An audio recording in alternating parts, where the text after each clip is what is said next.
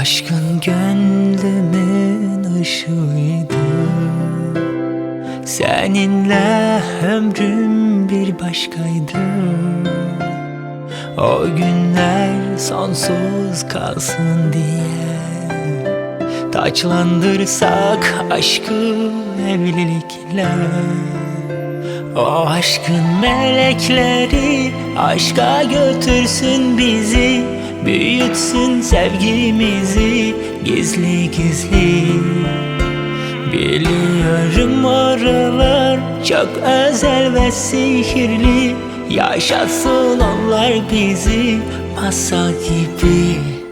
Yıldızların altında kavuşurken, nefesim nefesime karışırken, söz veriyorum sana mutluluğu. Seninle ben. Yıldızların altında kavuşurken, nefesim nefesime karışırken, söz veriyorum sana mutluluğu.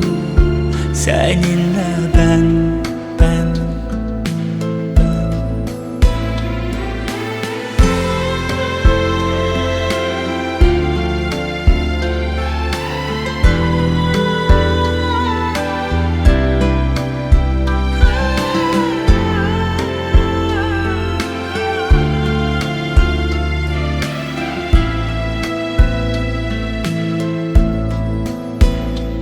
Aşkın gönlümün ışığıydı. Seninle ömrüm bir başkaydı. O günler sonsuz kalsın diye taçlandırsak aşkı evlilikle. O aşkın melekleri aşka götürsün bizi, büyütsün sevgimizi gizli gizli. Biliyorum oralar çok özel ve sihirli, yaşatsın onlar bizi masal gibi. Yıldızların altında kavuşurken, nefesim nefesime karışırken, söz veriyorum sana mutluluğu. Seninle ben.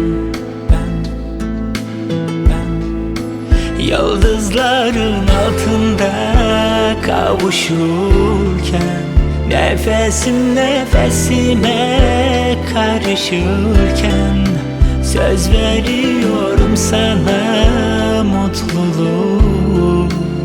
Seninle